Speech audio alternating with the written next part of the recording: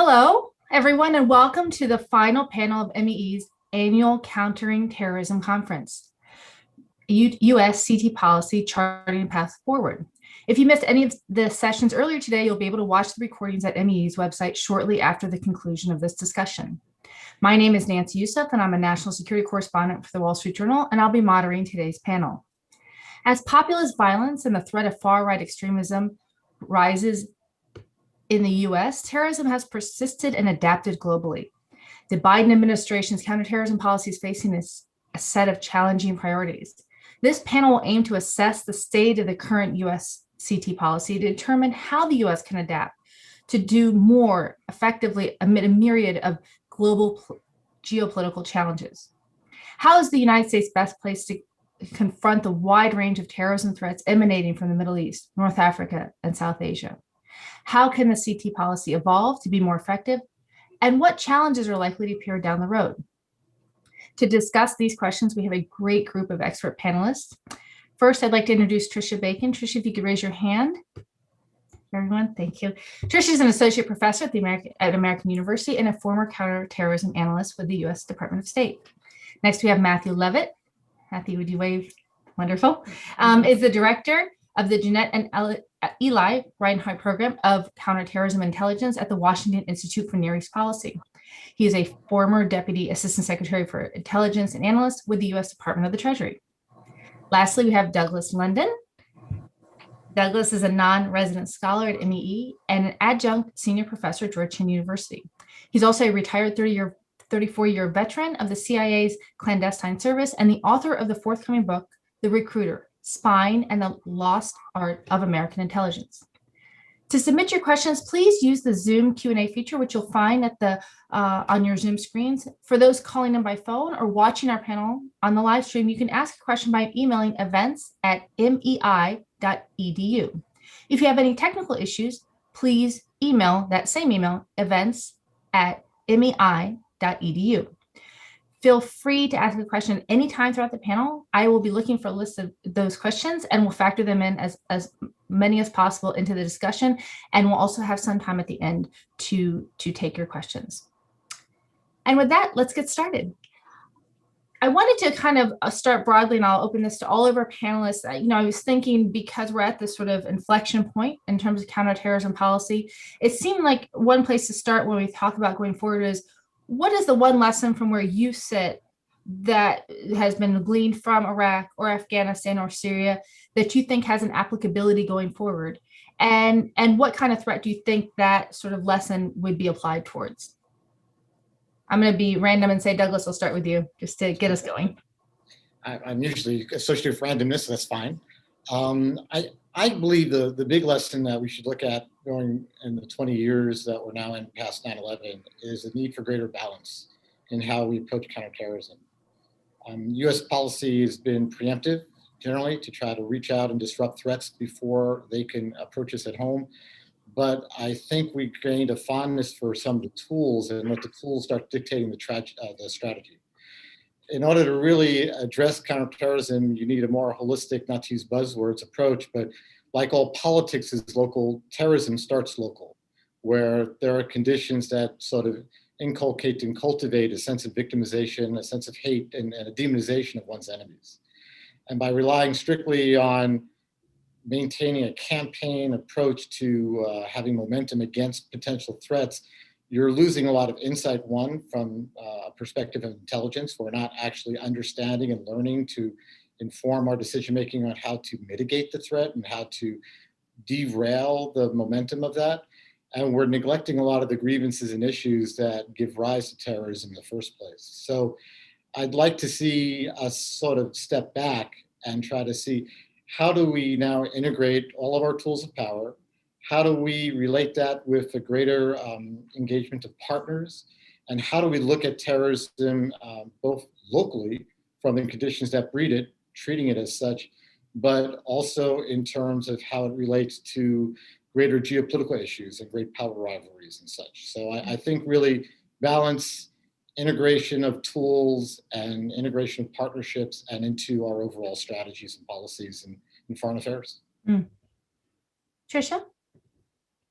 I think my answer dovetails from what Doug just talked about, and that is the limitations of military defeat of these organizations. Which is not to say there isn't a role for military pressure, but when we look back on the last 20 years, we had a Taliban that was militarily defeated in 2001. We had an Islamic court union in Somalia that was defeated in 2006. And in 2009, we had an Islamic state in Iraq that was viewed as militarily defeated. And in all of those cases, we've seen these organizations make significant comebacks, and indeed in Somalia and Afghanistan be ascendant. And of course, we all are familiar with ISIS comeback. So there is a real limitation to even significant military victories against these organizations if they're not followed by political consolidation of those victories. And we're at an inflection point with Al-Qaeda in particular, where a lot of people are writing its obituary, and that may indeed be the case, but only if there is, in that case, a political consolidation of the military victories against the Al-Qaeda core. Matt? I desperately want to disagree with my colleagues just for the sake of the conference, but I'm afraid I can't. There'll be opportunities, don't worry. Thanks. Look, we have done amazing things over 20 years, keeping the homeland safe by and large, and we don't want to lose sight of those gains, the investments that we put in over 20 years.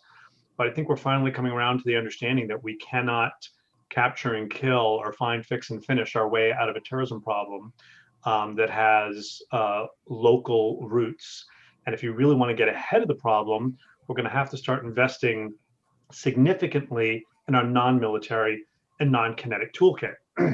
Now, whether you're coming at this from a ending forever wars perspective, or a we need to pivot to Asia, or great power competition, there's actually a tremendous amount of overlap between all of these. But how we do it, it has to be more than words. So there's just been terrible, terrible policy direction on this. And you can look back at least Bush, Obama, Trump, all three of them, and they might not like it if I put it this way, but some pretty significant agreement on wanting to rationalize the counterterrorism mission and rationalize our international kinetic military footprint, but terribly poor guidance. So if you look back at just the most recent administration, we had General Dunford talk about a 4+1 strategy as early as February 2017, where counterterrorism is still one of the top 5 priorities, but it's 5 out of 5 after Russia, Russia, China, Iran, and North Korea. You have the National Security Strategy in December 2017, which is very, very broad, appropriate. It's the National Security Strategy. National Defense Strategy, which significantly pivots specifically away from counterterrorism and towards great power competition. Everybody is struggling to figure out, what does that mean? Literally, how do I implement this? And then the National Strategy to Counterterrorism comes out in October 2018, using over and over again terms like, we will defeat terrorism. Newsflash, we're not going to defeat terrorism. It's a tactic. We're not going to defeat crime, but we continue combating crime. We're not going to defeat terrorism. We continue to combat terrorism. Want to get it down to a level of kind of law enforcement and not massive national security consequence. So how we do that is something we need to think about really, really carefully.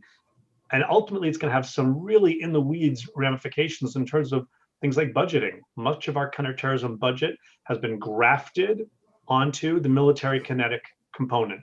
If you move that someplace else, it is not the case that you will be able to have day after the same intelligence support to the counterterrorism mission set, unless you do some budgetary jujitsu that nobody really wants to do. And in today's divisive political environment, is going to be extremely hard to do. So how do you reconcile that? Because, this is a point where we could talk about sort of budget adjustments. We've seen from the Biden administration a focus on diplomacy first, and presumably the defense budget will reflect that we won't see the sort of steady increase in defense spending that we've seen over the past 2 decades. So how do you shift those resources to show a shift in policy? That is, do you have more focus on a police-like sort of force that can work in the international community, because we don't have one of those now? Do you have more investments in things like diplomats, intelligence? If you were sort of redividing that pie then, and I open this to anyone who'd like to answer, assuming that the defensive budget is going to shrink, even in the face of all these new threats that you're talking about, China, Russia, being prepared for a myriad of sort of conflicts, if it's up to you, how do you redivide that pie in a way that's effective?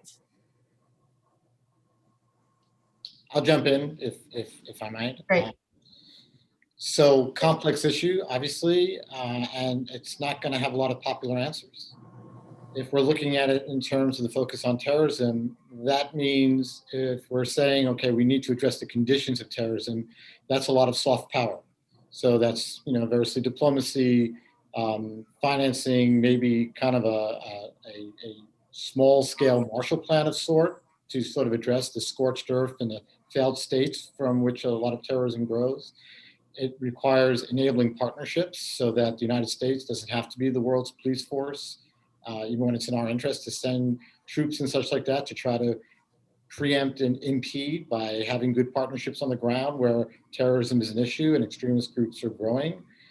Then that relates to human rights, because what happens when we're dealing with countries where there may be an authoritarian state, there may be human rights issues, but there's an extremist threat we have to deal. So there's a great deal of complexity, and it does need a great deal of financing that's not strictly hard power financing, but everything from intelligence collection to education and scholarships and microfinance to help develop countries that it's going to be difficult to get popular support for in the United States. I want to pick up on that, Doug, because you mentioned sort of the rise of authoritarian regimes in the Middle East, and this is the 10-year anniversary of the fall of the Mubarak regime in Egypt.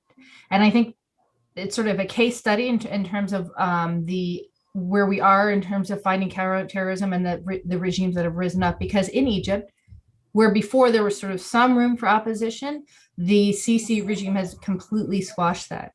And so the question becomes, does that inability to have any kind of opposition from where you sit lead to a more fertile ground for extremism to rise?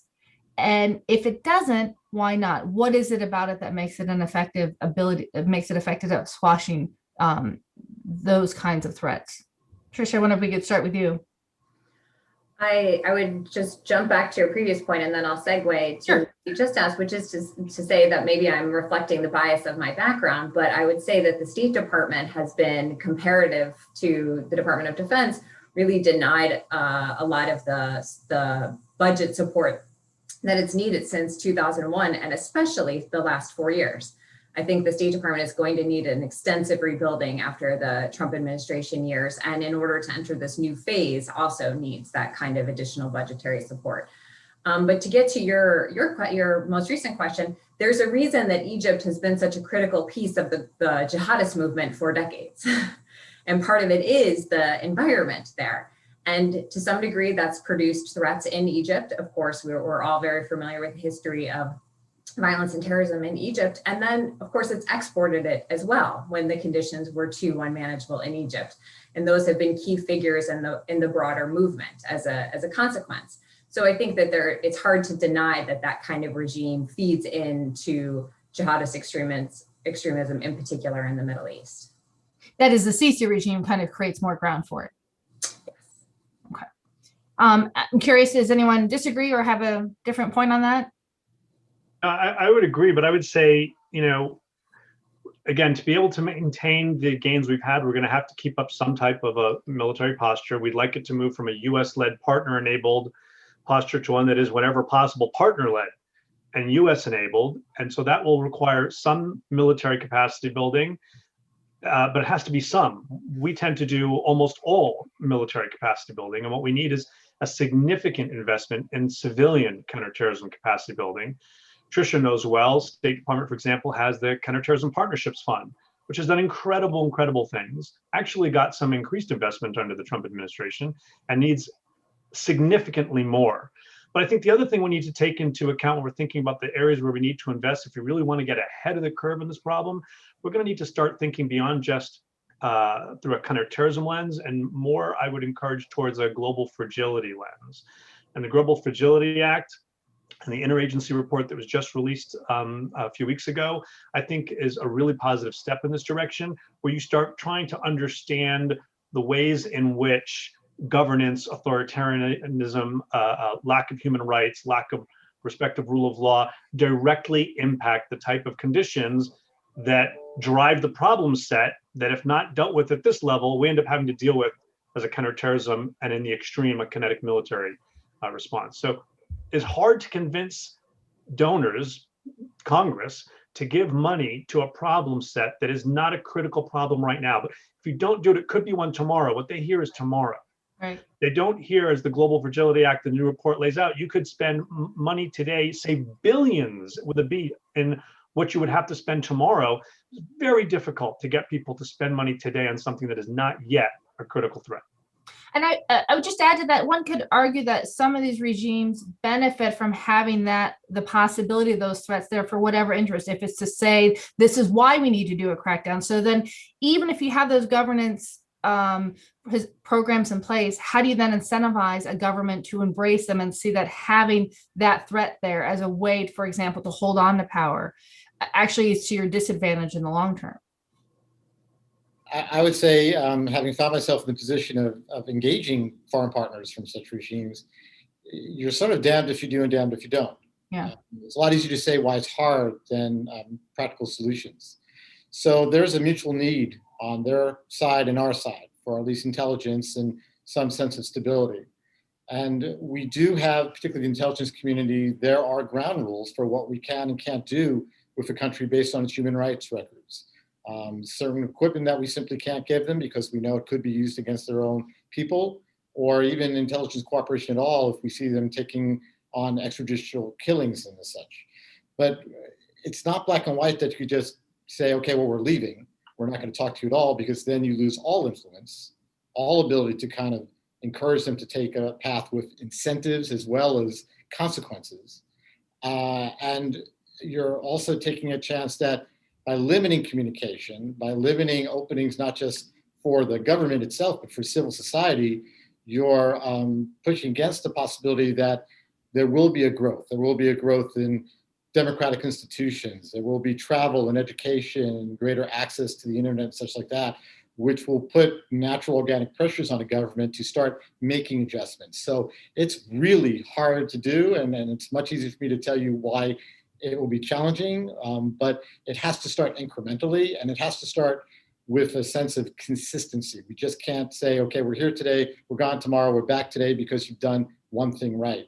There has to be a theme, and this is really has to be integrated where the Department of State is doing their job, as they do very well diplomatically, to message what we're expecting of them, where Department of Defense is likewise backing that up by putting limits on what we'll do based on their behaviors. So it takes a lot of great navigation from above.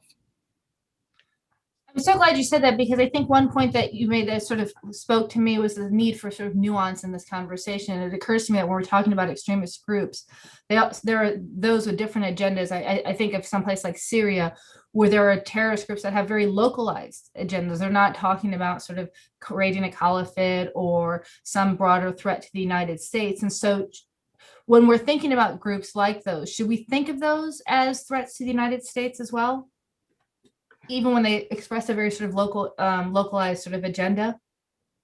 Well, I think we need to be careful not to put these in binary terms, right? Yeah. There's a difference between groups that are trying to do us harm in the immediate, groups that are trying to target the homeland or US persons or interests abroad. There are also plenty of groups that can change quite quickly. And the US intelligence community, for all of its incredible efforts and successes, has been caught flat-footed several times. If you think about the way we thought about AQAP until suddenly AQAP was targeting the United States. Think about the way we thought about the Pakistani Taliban until the Pakistani Taliban was tied to a plot in Times Square. If you think about President Obama referring to ISIS as the JV, there's a cost to not having sufficient insight and forewarning into the groups that are not presenting a threat today. And that's what the biggest concern is with these groups in Syria that are kind of sort of former Al-Qaeda, sort of Al-Qaeda, that came through Al-Qaeda. They're not presenting a threat today, but what are they going to be about tomorrow? We have to be able to keep our finger on that pulse. But I think the movement forward from a US counterterrorism perspective is that what we want to do is we want to be able to take lead on those groups that are currently trying to target us, and enable partner lead on other groups that are closer to other countries, partners, near abroad, their neighborhood. But if we're going to move from a kind of strictly, predominantly forward defense posture to one that is focused on indicators and warning, that's focused on forecasting for those groups that are not doing something right now targeting us, we're really going to need to make sure that those indicators and warning systems are ready. And I'd argue, I'm a big fan of the US intelligence community, but I'd argue they're not. Tricia, is there anything you want to add, or? I would say one of the difficult parts of this equation is measuring and engaging intent versus capability. Right, when we talk about groups that are locally, that have local intent, sometimes it's also, or instead, that they have local capability. And so I think that that's one of the things that we have to constantly watch. For example, Matt raised the Pakistani Taliban plot in the Times Square that was very, very opportunistic, right? The group had the intent and then had an opportunity to execute the capability. We even know of an operative from Al-Shabaab who was arrested, who was plotting to try to fly a plane into the United States. That's a group that we often think about is very focused on the region of East Africa.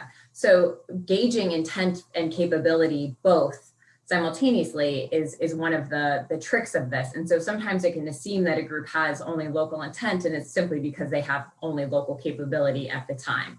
And some of that can evolve with, as the case of the Pakistani Taliban, pure opportunism. In other cases, because a group decides to invest in it. And so I think that a lot of these groups you don't want to overestimate the threat that they pose either, but you do have to very carefully monitor both of those indicators. I'm going to pick up a question actually from one of our viewers, Deanne, and I think it's a great dovetail to this. I'll just make a tiny modification to it. She asked, how has data mining for counterterrorism changed to meet this decentralization? And I would just, to put it towards our topic going forward, how does it need to change for threats going forward? Well, all right.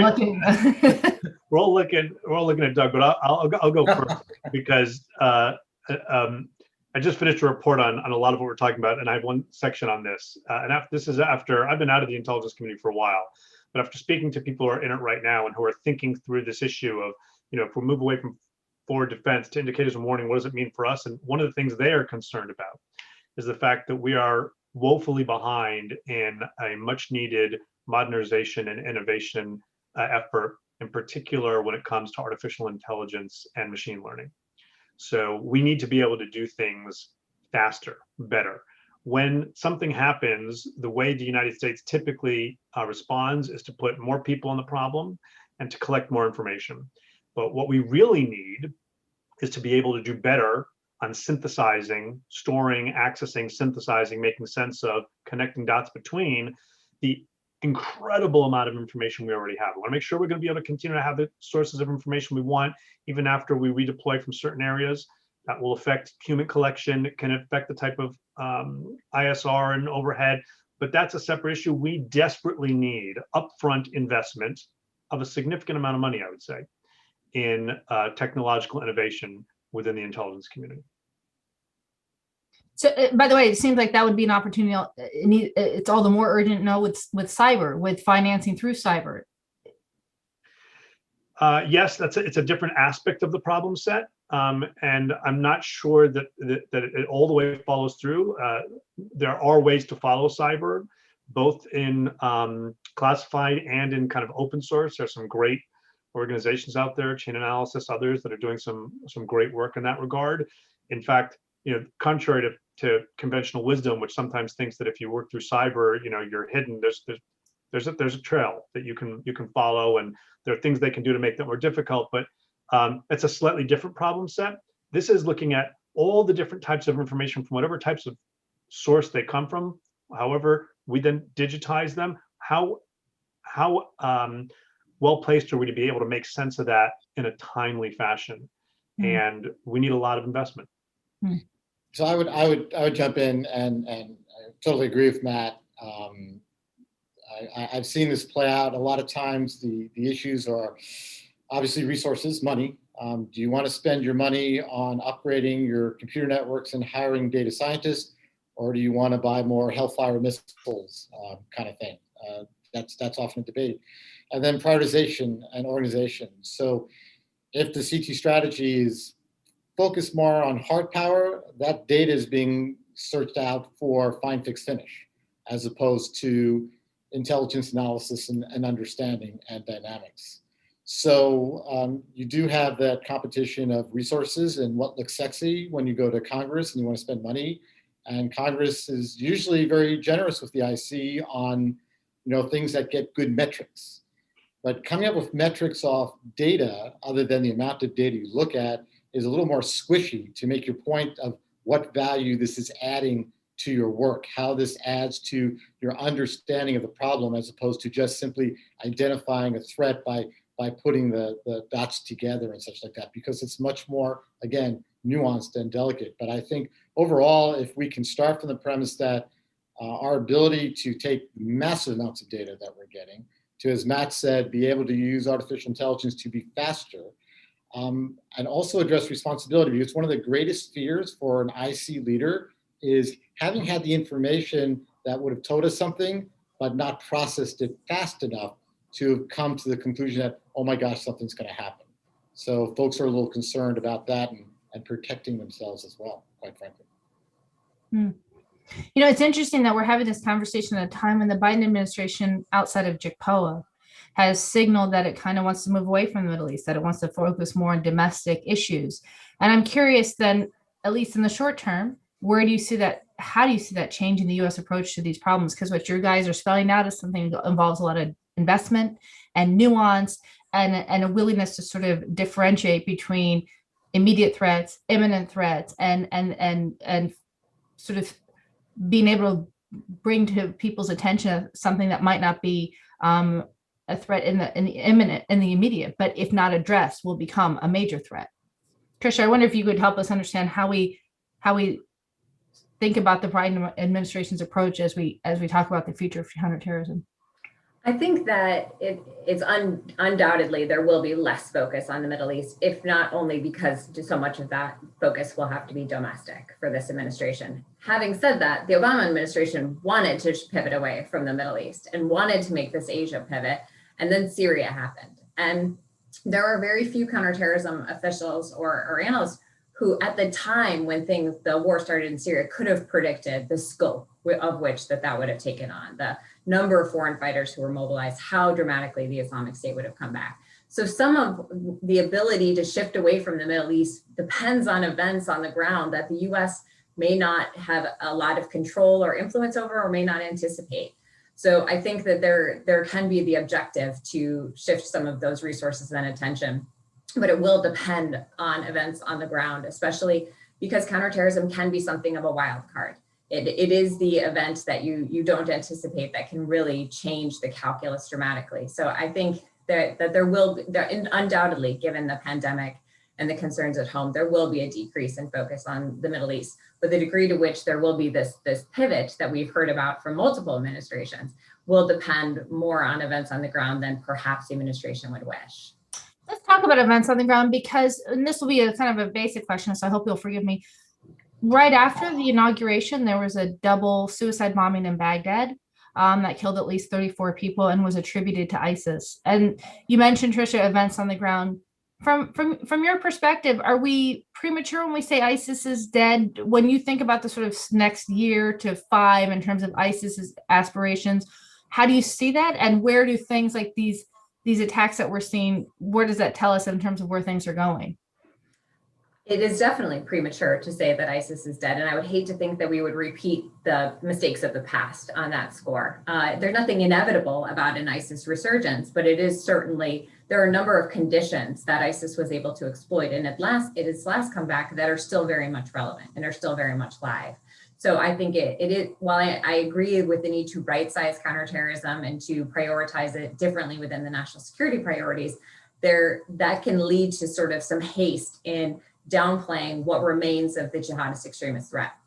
There are still significant groups that are, as I mentioned before, ascendant, and there are other groups that are still operating in places where the conditions are right for them to resurge. So I would very much caution against pronouncements that ISIS is dead. It may have to change, it may have to shift given what it's experienced, but I would not go so far as to say it was dead. How would you describe it then? What would be a more apt description from where you sit? I would say that it is in a recovery phase, and to the degree to which it can recover and it can resurge is still an open question, but the group has a demonstrated capability to do so in the past. And as I mentioned, still has a lot of the conditions available to it that it can exploit. So I would say we are in sort of a fragile inflection point with the organization, but far from determined what will happen next. Doug, Matt, I'm curious if you share that assessment. And Yeah, I agree with Tricia. One of the problems in our approach to counterterrorism is we've not been as adaptive as the terrorists. Al-Qaeda, ISIS have all made adjustments and adapted and taken advantage of new available options, be it technology, be it change in tactics, communications, and such like that. ISIS right now is still a valid threat. And as they adjust, they're still taking advantage of the same conditions. They're taking advantage of ethnic issues between communities in Iraq and in Syria to leverage that to their gain. They're taking advantage of the economic conditions. You know, the United States allowed Turkey to come in and enter northwest Syria at a time where there was, you know, a moment of stabilization among some of those towns, Kobani and such like that, which impedes terrorism. And then when you reverse those gains and reverse the stability, you're once again opening the door to what terrorist groups can very effectively leverage to recruit, inculcate, and direct terrorism abroad. So, you know, I agree 100% with Tricia that we need to maintain our eye on that. We need to keep working them through partners, through intelligence collection, and methodically, so that we don't give them an opportunity to, you know, resuscitate and do more harm. If I can just jump on it, you know, first of all, this gets to the need for, you know, strong indicators of warning, right? Especially if we're going to have a minimal footprint in Iraq and Syria, right? But you want to be able to maintain your finger on the pulse. That's the tension here. But we need to remember our adversaries get a vote. We can want to be out of the Middle East all we want. We're not going to be, and we shouldn't be. The question is not an either or. It's a question of how big a footprint and together with whom, in what type of international structure, that we continue to have an ability to help influence events to prevent them from getting way out of hand. You know, under the Obama administration, there was an effort to pivot to Asia. As part of that pivot and as part of the kind of great power competition, the decision was made to pull forces out of Africa, which I thought was a poor decision because it's a small deployment, a fairly safe and inexpensive deployment with oversized effects, and a place where there's a lot of great power competition.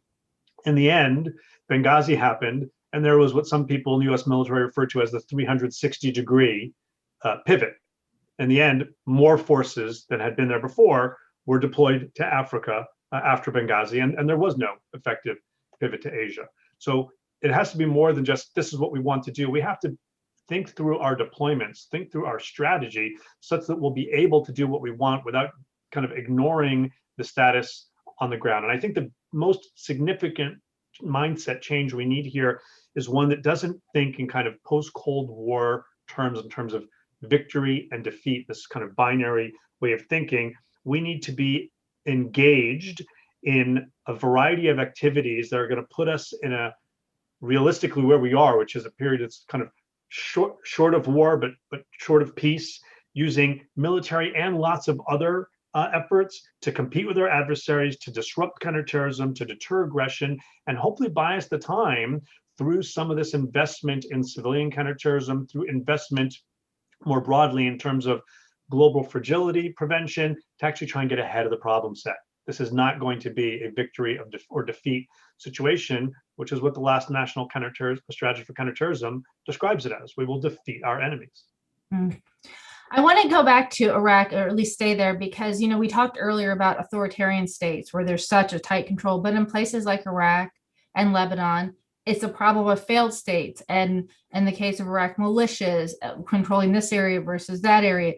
And I'm curious, as we think about the future of counterterrorism, if part of what we want to do is build partnerships and there isn't a strong partnership there, how do you reconcile that to have a strong counterterrorism policy going forward in the absence of a capable partner in some place like a Lebanon, like Iraq? Well, in both those places, there are some partners, there are some agencies in Iraq, there are some agencies in Lebanon that have proven to be good counterterrorism partners. I think the answer is not seeing all of this in terms of the counterterrorism relationship and not seeing it only through counterterrorism tinted lenses.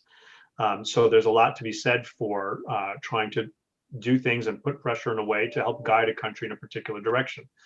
Lebanon is in an absolutely terrible, terrible state right now and needs international investment, an investment that the United States and other countries desperately want to give. There should be conditions on that. We should empower the good guys in Lebanon to be able to tell the militias, and that does not only include Hezbollah, that sorry, but we have to abide by certain rules in order to get this desperately needed investment for basic running of government. We shouldn't look at these problem sets only in terms of counterterrorism lenses. So if I could jump in, I dovetail on that, saying that partnerships also require resources. So they don't deal with us just because they want to, do the right thing and make us happy. They want a new surveillance team. They want a new computer. They want to send people to training. They want to have resources to build a new headquarters building. So there has to be sort of an understanding that this is an element of soft power in and of itself, that you're helping with capability building. And then, of course, you're watching your left and right. Well, are we also having dealings with an organization that might have human rights violations?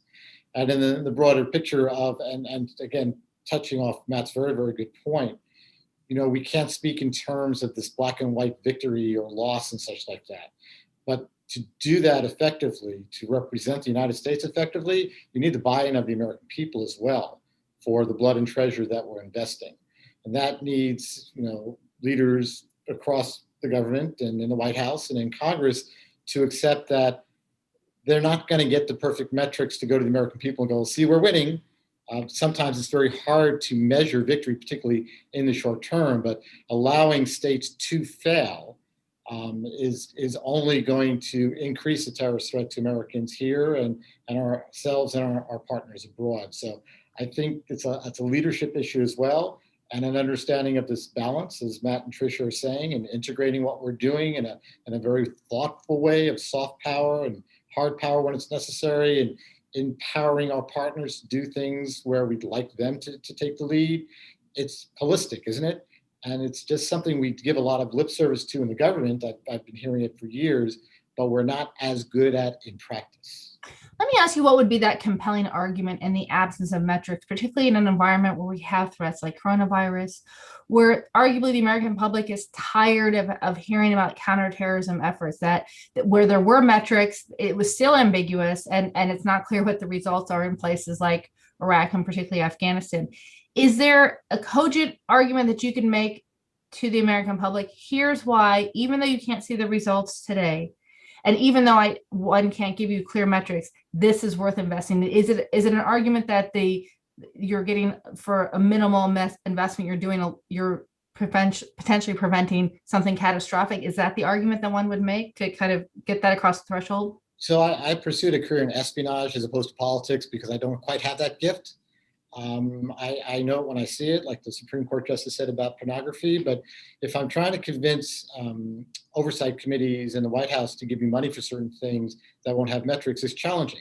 We would like money for more information operations, for example, messaging things, ways that we could reach out, sometimes covertly, thus through the IC and not through the military, to try to shape opinions, to try to create impediments to the development of terrorism. We need money to empower partners who may not be always the most likable, and we have to do it in a careful way. And you're not going to get the metrics that you get through, and one of the phrases was always, forgive me, but predator porn, right? People want to see something blowing up and they want to see numbers. But our over-reliance on this and trying to, as some have said, kill our way out of it, produced amazing numbers. And we did. We went to Congress and we can give them numbers on how many, terrorists were taken off the battlefield. But at the same point, it facilitated terrorist groups to decentralize.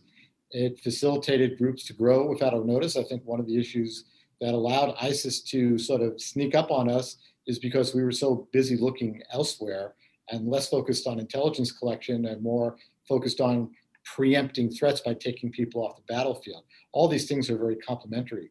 So we can sell policymakers, if you would, on what they can expect the return will be over the long run, but then they need to figure out how do they secure the buy-in of the American public, particularly when they know by doing this, there still might be terrorist attacks. You can't stop all terrorism. You can't hope to. You can't, as Frederick the Great said, if you try to defend everything, you defend nothing. So it's tricky, but that's why I became a civil servant. Tricia, right, Matt?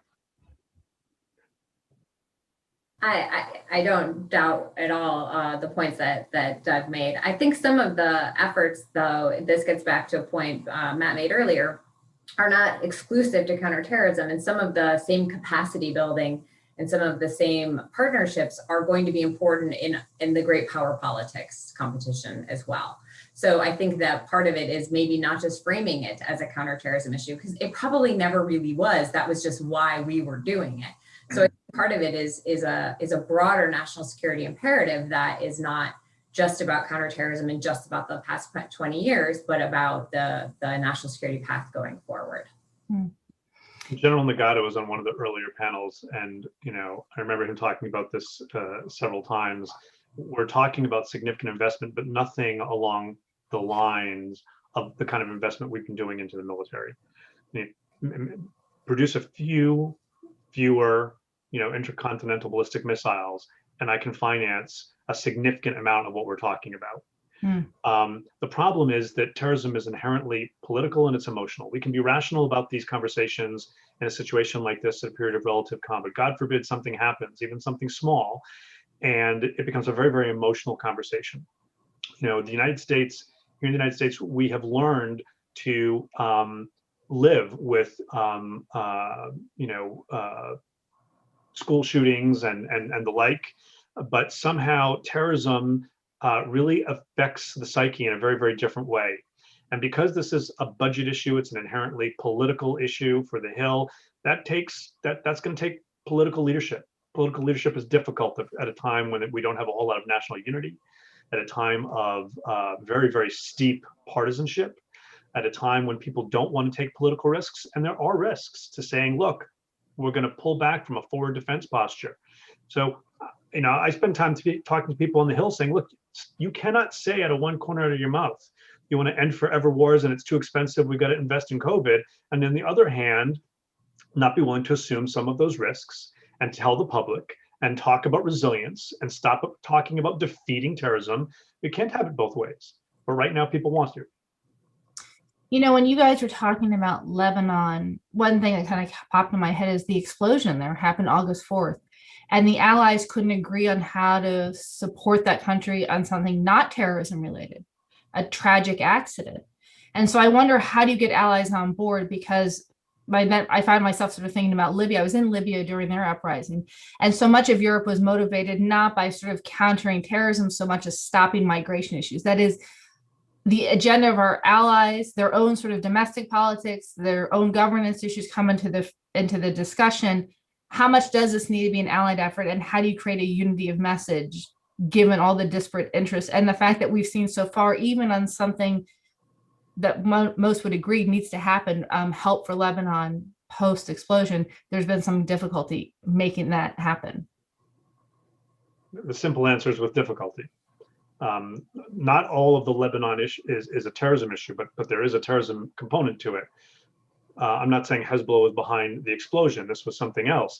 But there is an inherent issue of basically Hezbollah being the de facto enforcer of this kind of mafia style, sectarian system, and U.S., French in particular efforts try and find a way to help without undermining that system. People want reform. Reform in Lebanon is very, very difficult. I'll take it to something that it actually is primarily terrorism, and that was addressed in the keynote and some of the earlier panels too, and that's the issue of ISIS detainees in detention camps in Syria. The international community has been quite clear on its displeasure about the U.S. still having Guantanamo, and the Biden administration is looking to revisit that again. It's complicated, but at the same time, many of our European counterparts are quite happy having those people over there. If they're our citizens, we don't want them home, and they're literally looking the other way. They're really not interested in dealing with that, and that is a situation that makes Guantanamo almost, I'm not saying Guantanamo is okay, but making Guantanamo almost uncomfortable. We have certain very, very pressing I would argue, very near-term counterterrorism threats, like the issue of ISIS detainees in Syria and Iraq, that we need to deal with. And that's proving very, very difficult to do in terms of some of even our closest alliances. And I think that's one of the most pressing things that the Biden administration is going to have to deal with in the near term. Tisha, I would say that there's a component of this, of American leadership, right? One of the ways that we get allies to do things is through diplomacy, through showing leadership, and some of the qualities that have been eroded about the American system, position in the system, and as I mentioned before, the U.S. State Department. So that there's no shortcut to rebuilding our leadership and rebuilding our stature so that we become a force that can bring allies together for unity of message and convince countries to do things that they'd otherwise prefer not to do or that are difficult, like the detainee issue. One of the challenges that we've particularly had the last 4 years has been a lack of consistency in policy and a lack of consistency in message. As Tricia said, it's often a matter of leveraging a partner's willingness to take risk. And they're going to take that risk if they know they could, count on the United States, whether it's for resources or messaging or political support. And, the last 4 years, it was, you would go into somebody's office, make them what you thought was a commitment, and then there'd be a tweet the next day sort of undermining what you did.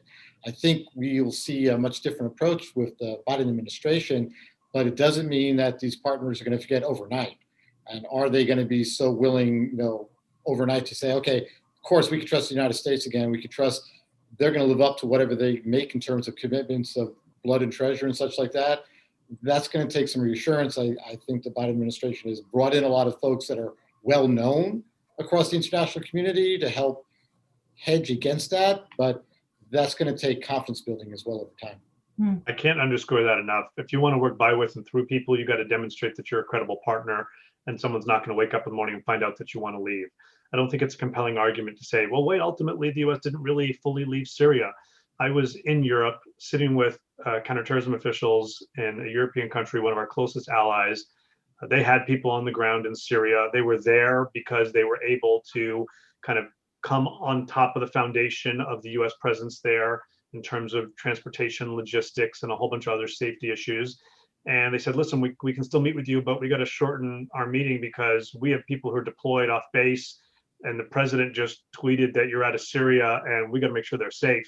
And every time I went back to visit with them since, they remind me of this. And every time we decide whether or not to partner with the United States, we have to caveat that we could wake up the next morning and they could announce they're gone. And that has definitely changed the way even our closest counterterrorism allies partner with us.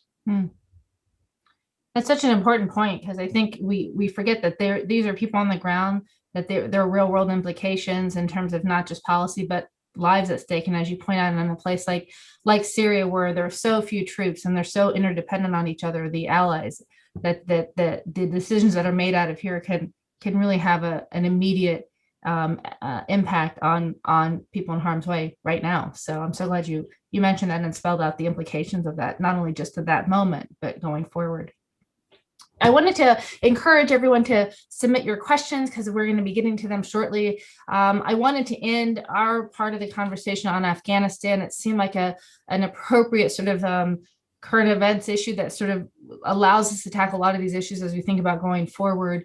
As you know, the Biden administration is considering whether to withdraw the remaining 2,500 U.S. troops there to honor an agreement made under the Trump administration with the Taliban that would have all U.S. troops out by May 1st, with the understanding that the Taliban would then be in charge of securing Afghanistan, making sure it doesn't become a safe haven for extremist groups. And there's been some question about whether they're really going to do that. We've seen, according to the UN, a rise in civilian casualties at the hands of the Taliban, and other examples that would suggest that that they would undermine the US-backed government and could come to power and bring back a level of violence that we haven't seen with the US presence there. So what I think is interesting in that case study, if you will, is that the US entered into an agreement with a terrorist organization, certainly one that's working closely with Al-Qaeda. And I'm curious if the deal goes through or a subsequent deal goes through, what are the implications when we think about the future of counterterrorism when we potentially have an example of the US entering deals with the Taliban, giving them a seat at government? How does that fit as we think about counterterrorism going forward? So I'll jump in because I spent much of the last few years of my career dealing with this issue and the region. Complex. It's not called the Great Game for nothing. There's a whole lot of different countries that have various interests. And one of the challenges for US policy in the region has always been, how can we deal with Afghanistan without trying to address all the other issues? How do we deal with Afghanistan and not address the Pakistan-India issue? Because a lot of what Pakistan does, which makes us very unhappy, has to do with their concern about India and India's encroachment, and China's Belt and Road program and their concern for the Uyghurs, and Russia. I mean, you can go on. And I think variously different administrations have tried to treat Afghanistan in isolation and then tried to pivot to dealing with it as a regional issue, and found themselves going back again because they'd be having to take on so many issues. We've dealt with enemies in the past. We talk to everybody. It's always about what's best for America's interest. If the Taliban was sincere, if the Taliban was meeting their conditions and indeed saying, you know, we, the Taliban, are not pursuing military victory, but a negotiated peace. We just want our voice. We want our piece of the pie. There's room for that. I think that's at least a place where you can have the conversation, and that's what drives negotiations forward. The United States government, the intel community, came to a determination at some point, not that long ago, that we're not going to win militarily in Afghanistan. Problem is, I don't think the Taliban have come to that decision. I believe the Taliban, particularly over the last year, based on how we've acted in terms of the accord, believes military victory is in sight, and they've got a lot of good reason as we've been withdrawing and their gains have been strengthening. So the issue that they have right now is maybe disappointing their rank and file, because they've been preaching to their fighters, victory is in sight. We're gonna be back to where we were. It's going to be the Islamic Emirate of Afghanistan, not the Islamic Republic of Afghanistan. So the United States does have that as a potential point of leverage. But one of the things we need to do as a country and a people is decide, what do we want from our approach to Afghanistan? I have a great class at Georgetown with wonderfully bright students, and they're studying intelligence. And we all talked about Afghanistan last night. And these are very smart people who are basically saying, well, we're there for keeping Afghanistan from becoming a failed state, and we're not. We're there for human rights, and we're not. We went to Afghanistan to preempt terrorism, to protect the United States. And then the mission slid in so many different ways that I don't know that there's really a consolidated US buy-in to what we are doing there in the first place. And that makes it very hard to sell whatever your policy is going to be. I think that if we simply abide by the accords and leave Afghanistan, you know, inevitably the Taliban might take over, but more importantly, we lose all of our visibility to preempt and protect the United States from the very threats that got us there in the first place. Matt, I see you nodding your head. Yes. That's my response. Look, I was talking to someone in the counterterrorism community recently about this whole theme that we're discussing, and they said to me, you know, our biggest nightmare is if we do successfully shift from a forward defense to an indicators and warning posture. What does that mean for something like Afghanistan?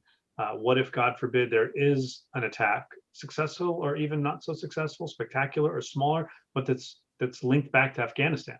And because of our move, we didn't have the insight. What if our move from Iraq is done in such a way that we're no longer able to fly the drones we need, not armed drones, but drones with sensors, and we lose the kind of information that's been able to feed necessary info into the watch listing system for known and suspected terrorists, and someone's able to get on an airplane and pose an aviation threat to the United States. This is the big concern. And in the more immediate, my personal sense is, look, we don't want to be in Afghanistan forever, and certainly not in the kind of deployments we had in the past. Not every deployment is a forever war deployment. But what we're doing in Syria right now, for example, is the antithesis of a forever war deployment. But short of war, short of peace, we're going to have some skin in the game in some places to be able to keep the country safe. And that may be the situation in Afghanistan as well. the fact is, and one of the earlier panels in this conference today talked about this, there's such intermarriage, for example, between the Taliban and Al-Qaeda.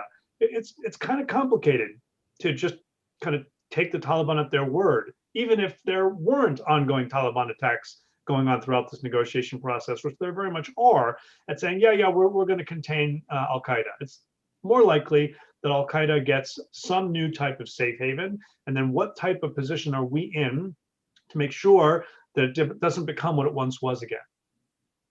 I guess what I'm curious though is there an implication when we think about the future of counterterrorism if the US is entering, legitimizing, someone argue the Taliban by entering a formal deal, or is that just an inevitable part of trying to end wars? Is there something we need to think about once we say we're shaking hands, we're recognizing your ability to join government that we should be thinking about as we go forward?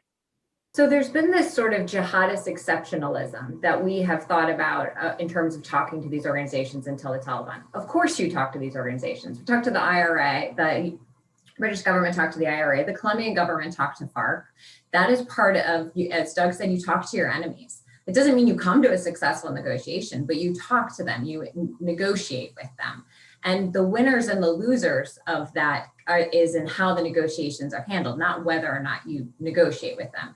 If we have demonstrated that we cannot win militarily, what is the option to some form of engagement with these actors? Forever, fighting them forever and funding other governments to fight them forever without achieving a victory or weakening them. So I think that this was, unfortunately, I think the way that the Taliban talks were handled was poor because it was a, we are leaving, so let's talk. But you could engage with some of these organizations in a more substantive way without sort of the looming, we're gonna head out promise hanging over it. And you can divide some of these organizations, you can peel off elements of these organizations.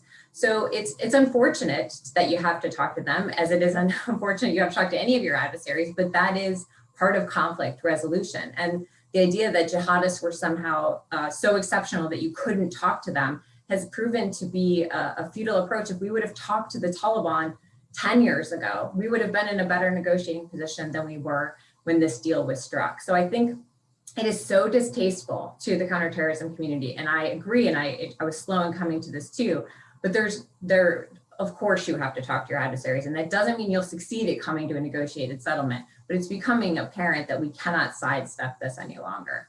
Is there something then in the how we talk to terrorist groups that is a takeaway going forward, as not just as we think about Afghanistan, but about the future of counterterrorism policy? I think that what's become clear with these negotiations is that we had one negotiation at the expense of another. The US engaged in a negotiation without the Afghan government and has essentially come to a deal at its expense.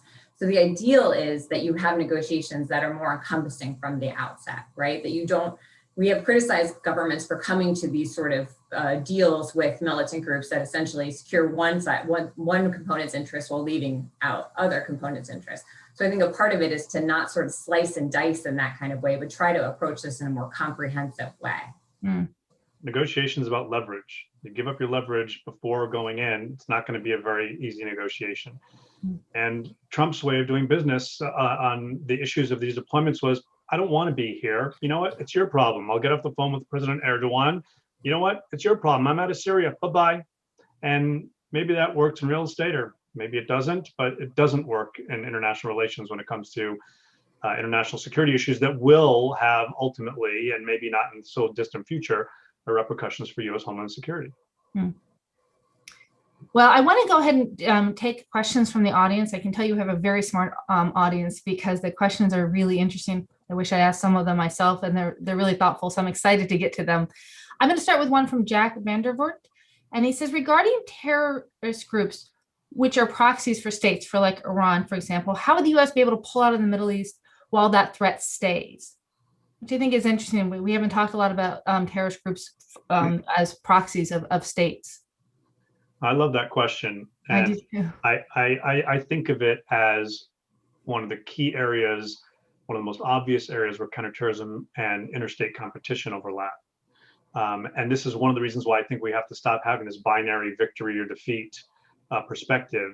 You know, asymmetric warfare is about constant efforts on multiple planes using multiple tools. And some pretty small, not very wealthy, not entirely so powerful states have proven very, very adept at leveraging proxies. And we have not been equally adept at countering them. And I think we need to think that through.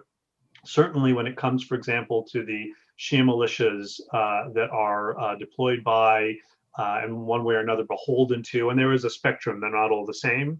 The Lebanese Hezbollah and Yemeni Houthi relationships to Iran are not the same.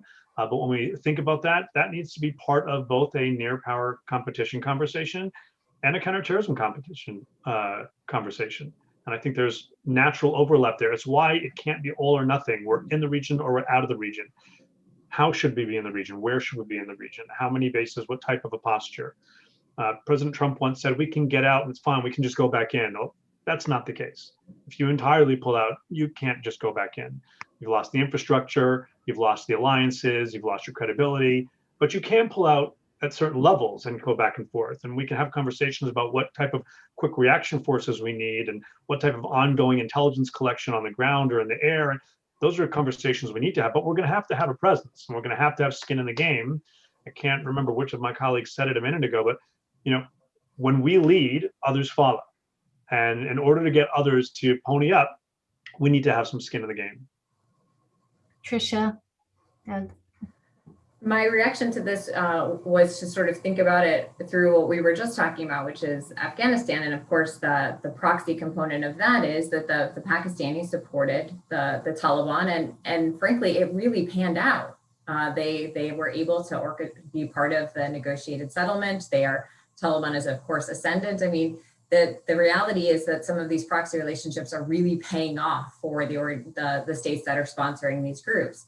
And that's a very difficult equation to change for the states that engage in that kind of support. But while we may not be able to change the calculus, we can increase some of the costs, and pulling out and sort of a shift away is not going to do that. And so, as Matt says, it requires continuing to engage on these issues, with also a recognition that in some of these cases, we're not going to be able to change the calculus.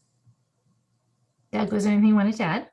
Yeah, it's again a feature of the way we tend to look at things in the United States. We're very black and white, and we're very have a sense of urgency. It's got to be a matter of time. Dealing with the issue of proxies, whether it's in South Asia or the Middle East, all politics is local.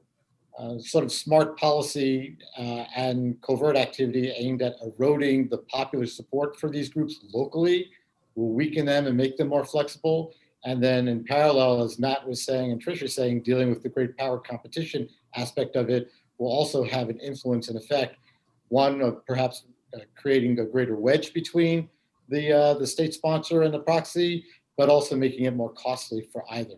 So like all other things, it's an intertwined kind of feature of policies that requires good leadership to get buy-in, because things don't always appear logical on the surface of what you're doing, but it's the complication of it that gets to the ultimate goal that it has to ultimately be solved. I just want to circle back at something Doug said earlier based on what he just said, which is that you can't allow your tools to direct your strategy. We need a different toolkit, a different allocation of our tools within the toolkit right now to get to some of those abilities to undercut the support for some of these groups. And that's going to be something different than the military kinetic toolkit. There's another great question from Hannah Spangler. She asks about how is the Chinese use of soft power in Africa going to impact the U.S. presence there and the future of its counterterrorism operation. She asks, do you foresee that impacting our involvement in countries like Rwanda and Uganda, going through internal threats to democracy and a potential road to additional humanitarian crises there? And I'll open up and say, we haven't talked about China and its sort of impact worldwide. She asked about Africa specifically. Hannah A asked about China's impact in the approach in the Middle East. So I'll open it to the panel to answer either on Africa or the Middle East or its counterterrorism approach broadly, or how it affects the U.S. one. I don't mind jumping in a little bit at first. So, the Chinese are very consistent in their policies and programs, and they're big about the Belt and Road program in South Asia and similar projects in Africa. And what has been the history of a lot of these projects is going to a developing country and saying, you need a new airport. Tell you what, we'll go ahead and give you the money to take out loans from us to pay us to build your new airport or whatever infrastructure.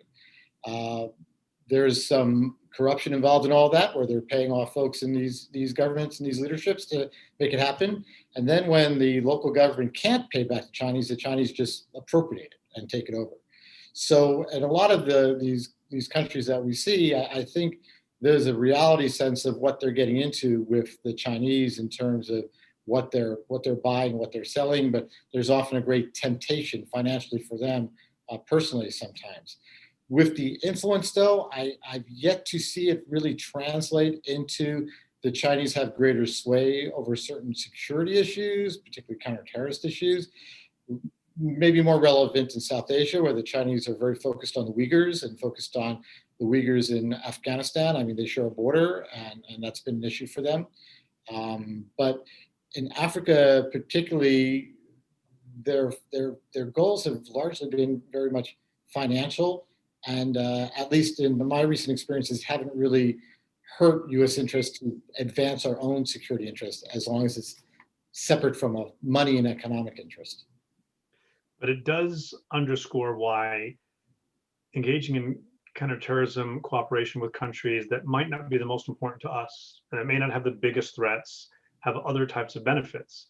If there's a country that has a counterterrorism concern, and we come in and we have the best skill set here, second to none, and the best tools, and we help them with this can help us on other things, such as great power competition. So the way we compete with China doesn't all have to be kind of one-on-one. You know, we don't have to make a counteroffer to build the airport. It may be in other aspects of our interaction with that country. And one of many areas is our ability to help on counterterrorism. Is there an area, I mean, it seems that Africa would be the sort of most, Western Africa in particular, is an area where that might be an area that we'll start to see China explore. Have you seen entrees by China go that far west into the African continent when it comes to counterterrorism? I would echo what Doug said, which is that I haven't seen China as infringing its efforts on the subcontinent as infringing on our counterterrorism efforts.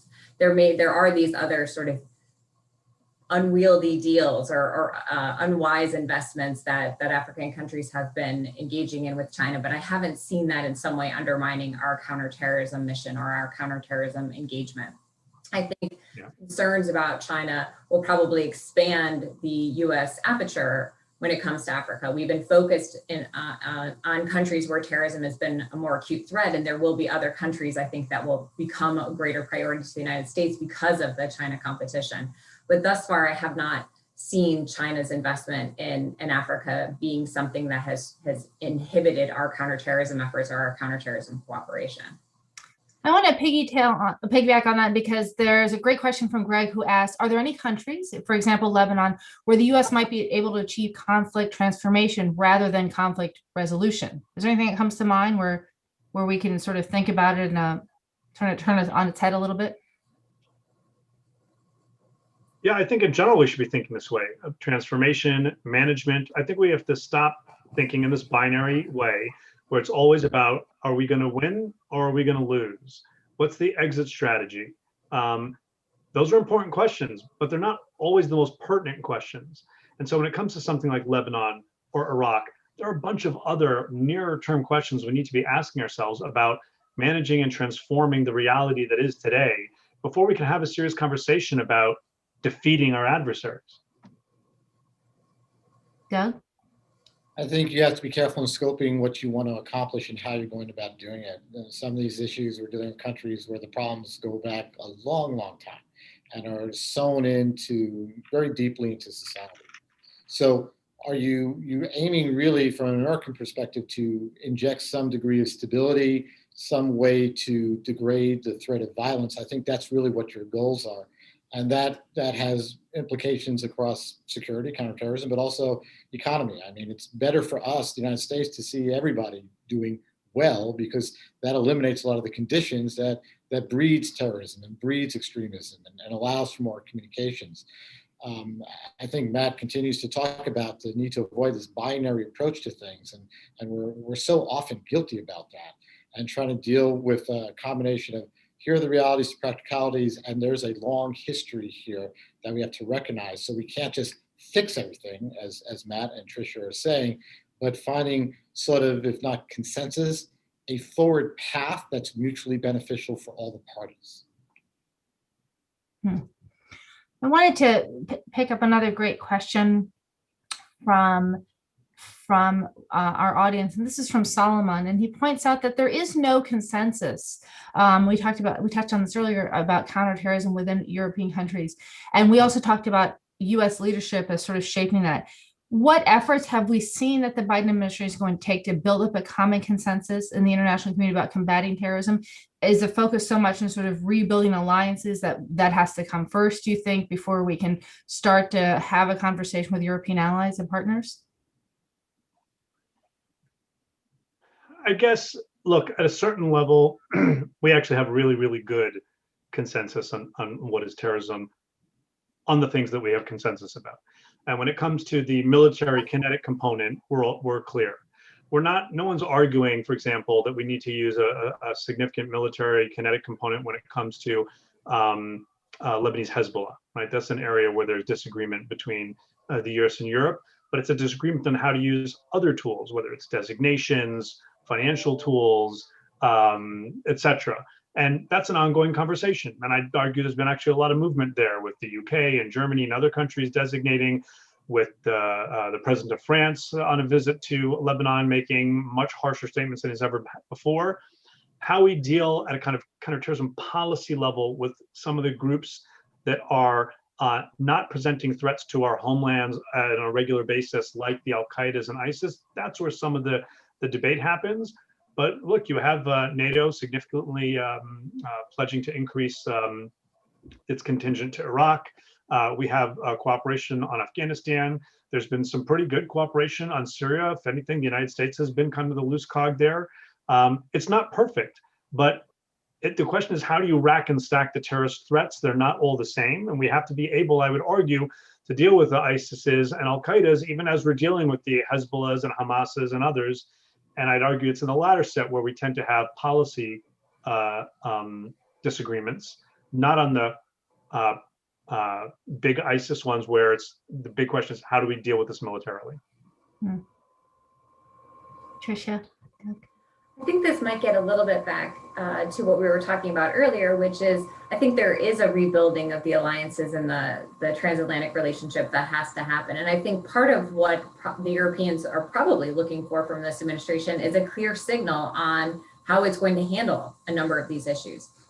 It was in a situation, as Matt mentioned earlier, where it was startled by a number of the counterterrorism decisions that Trump made, whether that was the handling of Afghanistan, whether that was leaving Syria, whether that was pulling troops out of Somalia.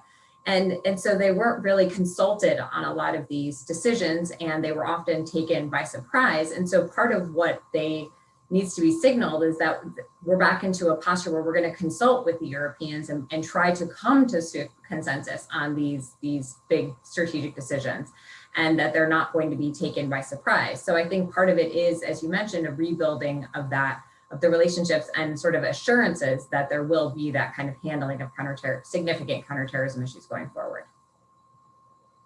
Yeah, I'm less worried about the Europeans than I am about some of our other partners, namely partners in the Middle East.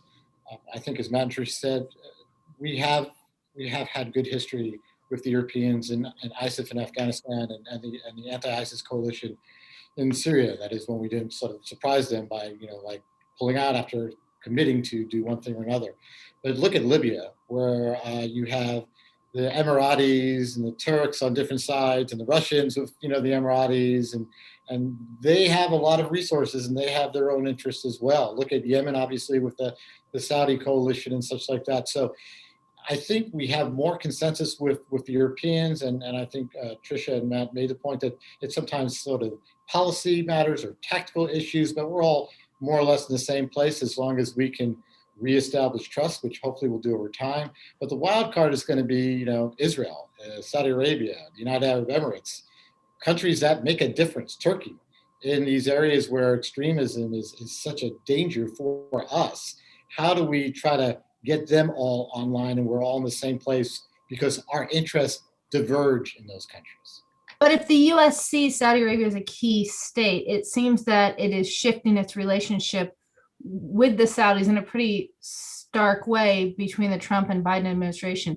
Can the Biden administration successfully sort of distance itself from the Saudi regime and at the same time call on them to be a partner on counterterrorism? Can you say on one hand no more offensive operations in Yemen, something that they see as their sort of counterterrorism policy, and at the same time build an alliance with them? Well, there's words and there's deeds. I think there's a lot of words that suggest a stark departure. I don't know either party at this point could afford that stark a departure because there's too many intertwined interests. I think there will be a reassessment and a realignment, and hopefully we'll do things smarter in a way that encourages Saudi to behave, Saudi Arabia to behave in a more responsible manner. But there's also the question when our interests do diverge. Now, if we get back into the joint comprehensive plan of agreement with the Iranians, that's not something that the Saudis or the Iranians want. It's not exactly they're going to get on board. So what are they going to do? There's speculation that, do the Saudis pursue their own nuclear program? Let's look again back to Libya. Our interests diverge on we have supported the internationally recognized government in Tripoli, and the Saudis and the Emiratis and the Russians are making deals with Haftar. So we can only exert so much influence regardless of the state of our relationship. It has to be sort of that carrot and stick effort with a lot of consistency and a lot of consistent messaging, which is top down in our government, and every agency in this government speaks with the same voice, which has not always been the case regardless what party is in the White House. Trish, was there anything you want to add? No, I think I can add just one thing on the Europe issue. I just want to inject one thing we haven't talked about. And the conversation has been about dealing with terrorism abroad, and that's appropriate. But I do think that there is one area here that's worth mentioning, the domestic violence extremist component, which the conference has addressed in earlier panels. And that is that some of our European allies are actually concerned that, yes, that's a big problem, but that will distract you from dealing with the international jihadist problem, which is the primary threat that some of them are facing. And others are worried that we're not going to do enough on the domestic violence extremist threat, which is increasingly transnational and has almost a safe haven here in the United States.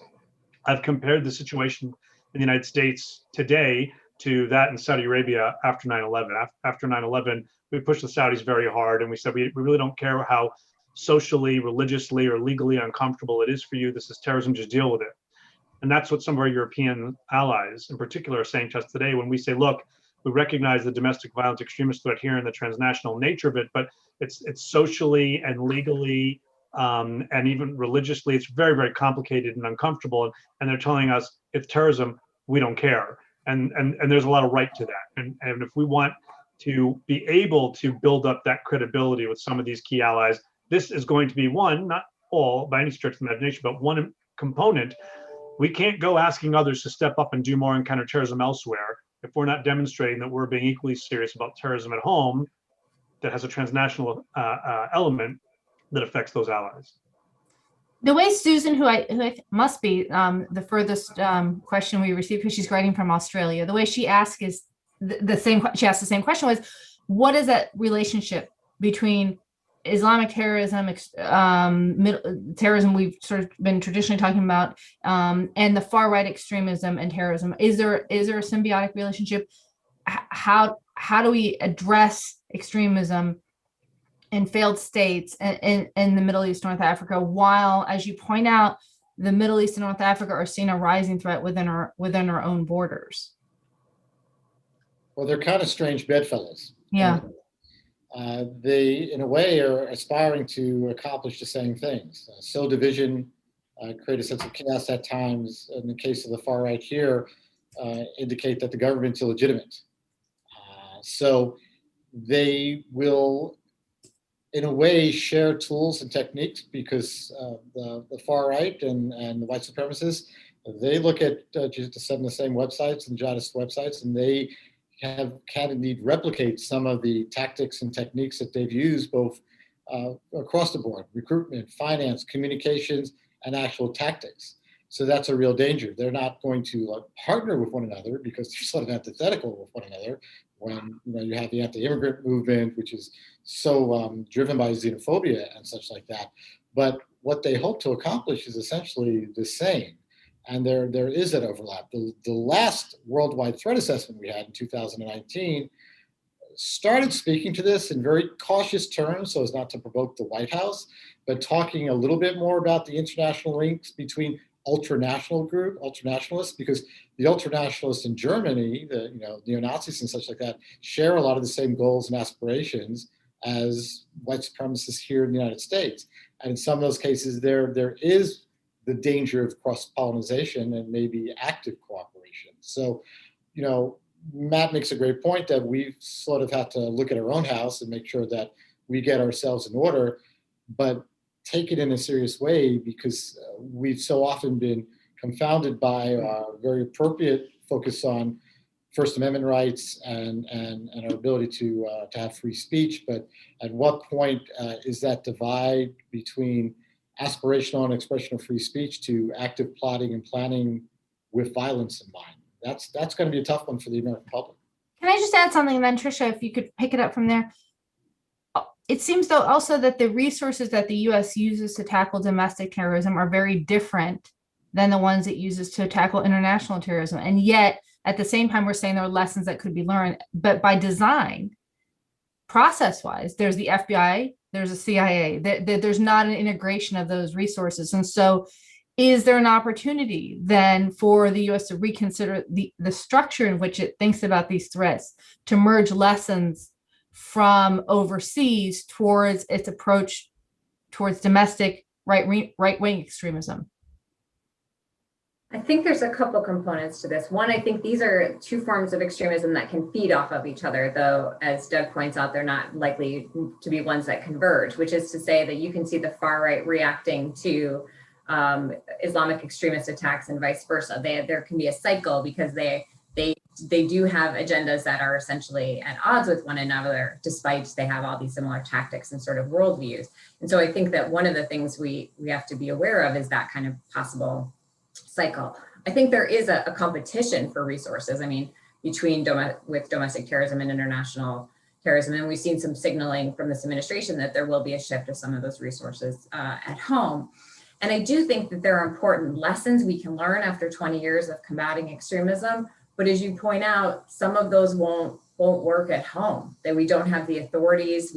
They're not constitutional. They're not legal to do at home. So I think that there are lessons to be learned, and I think there are lessons to be drawn. But I also think that there can be a little bit of overreach with people talking about what we did overseas, how it could work at home, because quite frankly, it can't. And I do think that we need to be careful of silos between understanding extremism at home and overseas. But on the other hand, there are reasons for some of the walls that are between those that I don't think we want to consider bringing down at this point. I would just add that we can focus too much on ideology, and what I mean by that is that in the age of COVID, in an age of uncertainty, there are all kinds of additional stresses on all human beings that are driving people toward looking for something and belonging and purpose, etc. And here in the United States, and again, earlier panels in this conference talked about it, if you talk to law enforcement now, they'll tell you there's case after case here in the United States where they're seeing this ideological fluidity, where someone was looking for violent belonging and purpose, and they toyed around with neo-paganism, and they looked at neo-Nazis, and they looked at ISIS, and people had neo-Nazi flags and ISIS flags in their apartment. And it, when you're looking at some of the former U.S. Service members who are getting into the far right movement, whether they get into an anti-government or a white supremacist or a neo-Nazi movement, sometimes has less to do with that particular ideology, and rather in which group of people did they feel that camaraderie that they were missing and that purpose, and maybe they'll get onto the ideology later.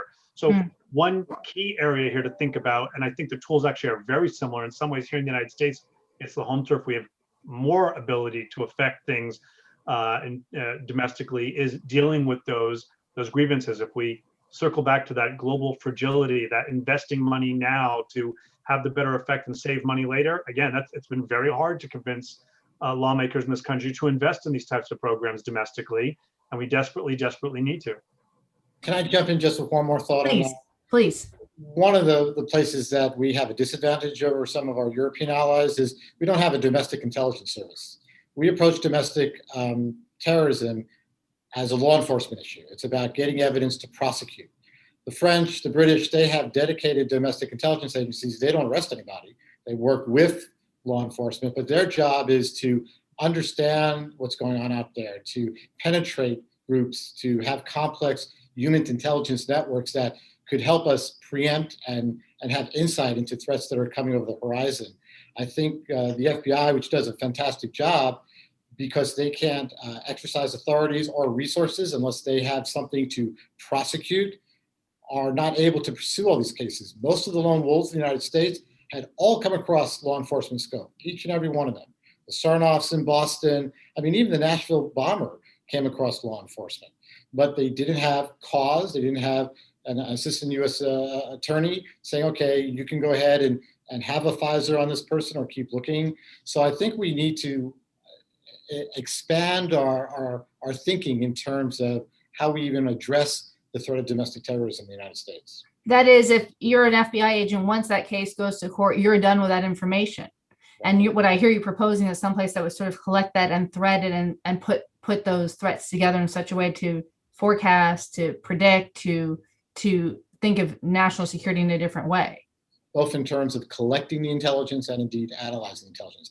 The Bureau has added a national security branch, a counterterrorism division, and an intelligence division. And with that, they've brought some very talented analysts. But their approach to collecting information is still very much, it's about prosecuting people. It's about turning people that we arrest into informants as opposed to really going out there and canvassing and penetrating groups. They operate with the same rules on privacy and civil liberties and such like that with Americans, but it's sort of a mindset, a culture, and a resource issue that inhibits them from doing the work that a traditional domestic intelligence agency might accomplish. So I could just jump in as the former FBI guy here, analyst, not agent. I agree with the big chunk, but not everything Doug just said. I think it is a resource and a mentality issue. There is a component, I was part of it, at the FBI, that is all intelligence all the time, not taking things to trial, surveillance, FISA.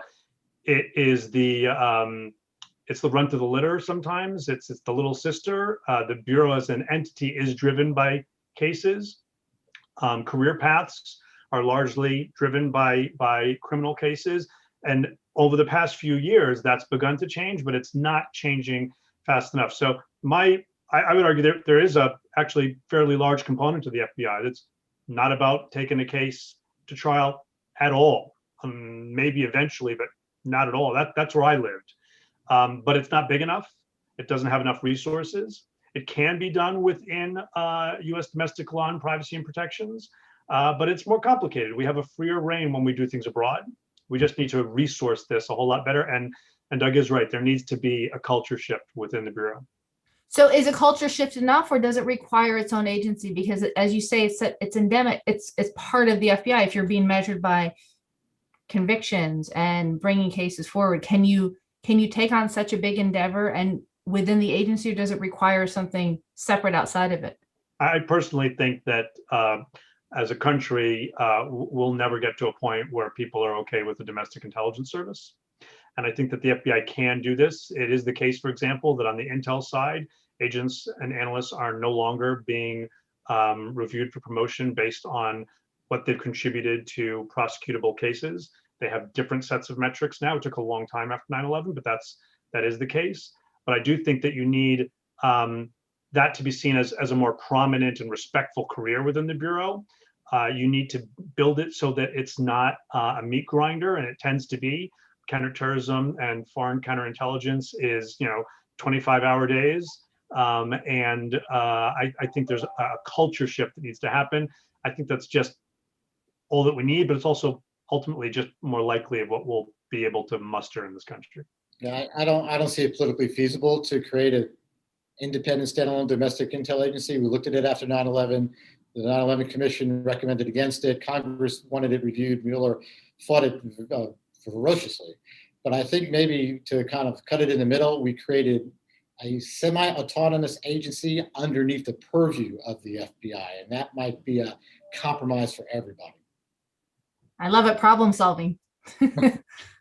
Well, I just want to thank our esteemed panelists for a wonderful conversation. What I love most about it is that I think, if nothing else, what I took from it is how much these issues are integrated, that there is no way to look at terrorism threats from the Middle East or aspirations of China as separate, or right-wing extremism as sort of silos that are separated, but that they're in fact integrated, and how government goes at one can affect how it's able to tackle something else. And so I really appreciate a very thoughtful conversation, and I've learned a lot from it, and I know our audience has as well. So thank you for your time and for being so candid and thoughtful. And I'm going to go ahead and hand it over to Charles Lister, who's going to have some final comments at the end of a great day. Thank you.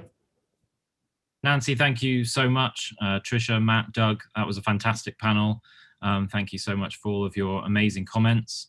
I'll be very brief. It's been a long day and a lot has been said throughout 3 panels and a keynote, but suffice to say, I think we've seen a fascinating set of panels today, an amazing list of speakers who've covered a dizzying amount of ground. For me, what I think has been the most consistent and almost unanimous takeaway across all of the panels and the keynote was the emphasis on grievances, root causes, and the urgent need for counterterrorism policy to go deeper and wider in addressing those root causes before it's too late. And yet, at the same time, as I think we've just heard, the attention of policymakers, the coffers of our governments, the attention on other issues are all being pulled in other directions. So clearly this is no easy needle to thread. As I said at the beginning of the conference this morning, while we in America may be safer from another 9/11 style attack than at any time since 2001, the threats posed by terrorism are now arguably greater in number, more diverse in scope, and more potentially potent than at any point since. And I think we've heard that message conveyed starkly today, albeit with many other reservations and qualifications, and all while in the context of many of those threats being oriented locally for now, and amid the rise of far-right extremism and the onset of intensified great power competition. So clearly we've got a lot of challenges ahead, but I hope that we here at the Middle East Institute will be able to continue this discussion and many others that relate to it, and amid the many challenges that are prevalent today and coming around the corner tomorrow. So once again, thank you, and for now at least, goodbye.